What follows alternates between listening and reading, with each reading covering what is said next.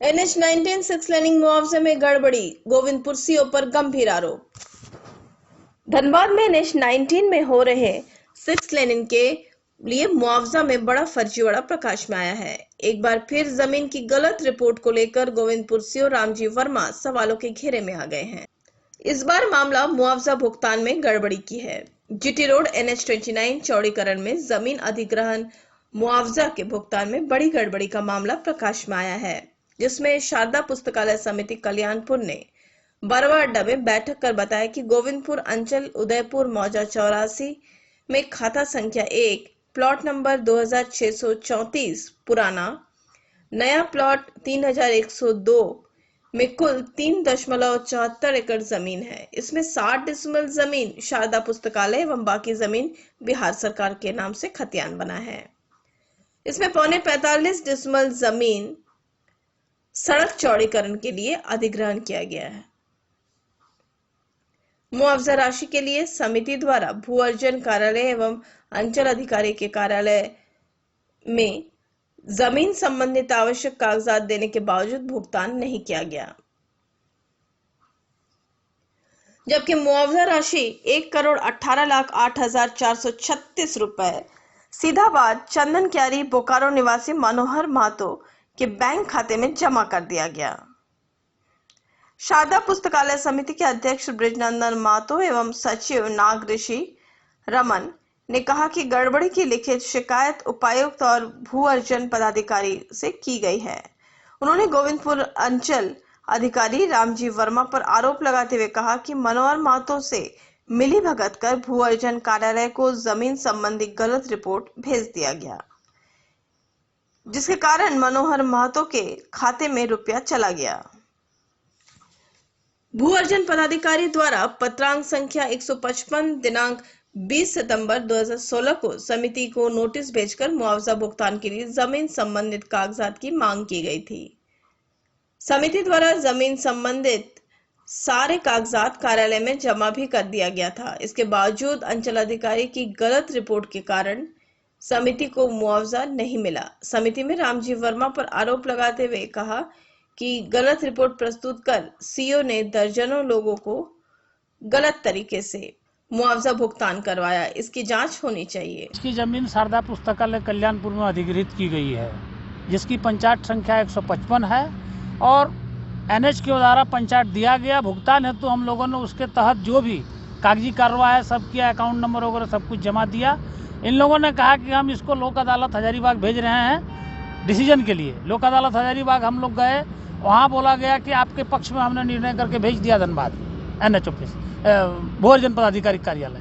यहाँ आया, इन लोगों ने कहा आया है, भुगतान कर देंगे, थोड़ा समय दीजिए, ऐसे करके टालते रहा। इन द मीन टाइम एक ऐसा व्यक्ति को ये लोग क्रिएट किया, खटिया में बैठकर सीओ रामजी वर्मा रिपोर्ट दिया कि ये व्यक्ति का शारदा पुस्तकालय कल्याणपुर का अधिग्रहित जमीन शारदा पुस्तकालय का नहीं है, इसका है, जिसका कोई आता पता नहीं है, जो चास चंदन क्यारी का रहने वाला है। और सीओ साहब घर में बैठ के खटिया में नियम क्या है, स्थल पर निरीक्षण कीजिए, स्थल पर जांच कीजिए, अपने सारे सबऑर्डिनेट कर्मचारी सीआई को लेकर के आइए।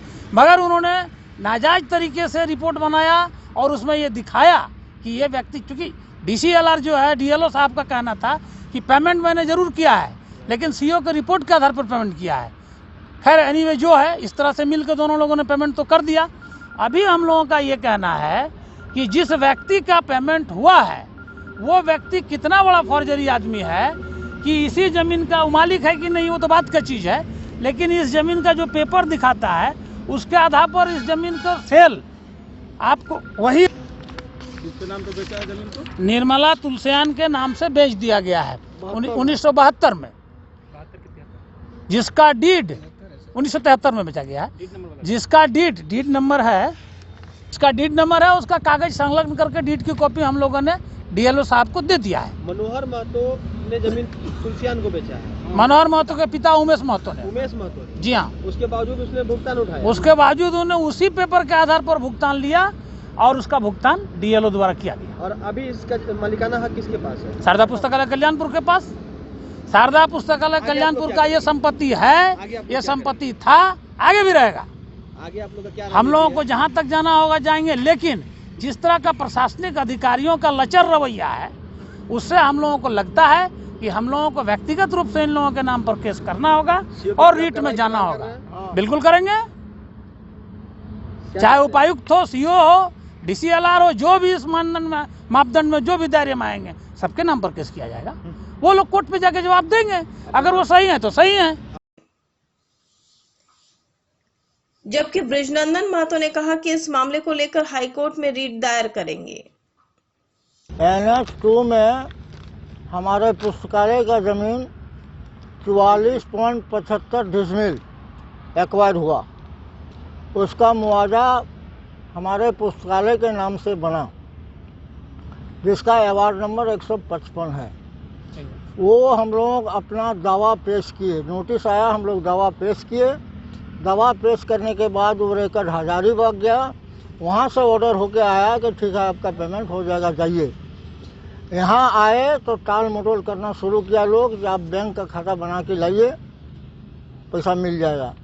बैंक का खाता जब तक हम लोग खुलवाने का चेष्टा किए, तब तक एगो इंटरवेनर मनोहर महतो, जो चास थाना का सिधाबाद गांव का रहने वाला है, वो जो है सो चुपको से पैसा उठा लिया, 1,18,04,036 रुपया। हम लोग जब जाने तो इसका ऑब्जेक्शन दिए डीसी साहब को। डीसी साहब DLO को बुला के बोले कि इसमें आप देख लीजिए, इस तरह का आवेदन आया है। DLO साहब के पास हम लोग गए, वो बताए कि ठीक है हम पैसा होल्ड कर देते हैं और आप लोग नोटिस को दिया कि आप लोग 17 तारीख को आ जाइए। 17 तारीख को हम लोग गए, सारा कागज़ देखने के बाद इस बीच में वो मनोहर महतो जो है सो ये ज़मीन को बेच दिया था सम तुलसियान के नाम से, निर्मला तुलसियान के नाम से, और वो कल अस्वीकार कर रहा है। जबकि DLO साहब बोले थे कि ये कागज़ आप दे दीजिएगा कि वो बिक्री कर दिया है तो उसके ऊपर मैं तुरंत FIR करूँगा। इसका मतलब यही होता है कि DLO साहब, CO सब इसमें मिले हुए हैं। रहा बात जहाँ तक कि हमारा पेमेंट का, तो बोले हैं कि जांच के बाद आपका पेमेंट के बारे में विचार होगा। अभी हम लोग वर्तमान में इसीलिए बैठे हैं कि इसके आगे क्या करना है। क्या रणनीति बनी है? रणनीति हम लोगों का बना है कि या क्रिमिनल केस करें, रीट फाइल करें, दीवानी फाइल करें, LA केस फाइल करें, कुछ न कुछ करना पड़ेगा। क्योंकि जब तक नहीं करते हैं तब तक उन लोगों में सुधार नहीं होगा। हम तो एगो समिति का आदमी है, गरीब गुरबा का आदमी का पैसा यदि हड़प लिया जाता है तो वो क्या इस रास्ता को अपना पाएगा? इसलिए हम लोग इस पर करेंगे ही, ये एकदम ओवर श्योर। अपना नाम बताइए। बृजनंदन महतो। पूरे मामले में भू अर्जन पदाधिकारी अमर प्रसाद ने फोन पर कहा कि पुस्तकालय के लोगों की शिकायत पर लाभुक के बैंक खाते को होल्ड कर दिया गया है। मामले की जांच की जा रही है। वहीं इस संबंध में जब गोविंदपुर CO का पक्ष जानने के लिए संपर्क किया गया तो उनसे बात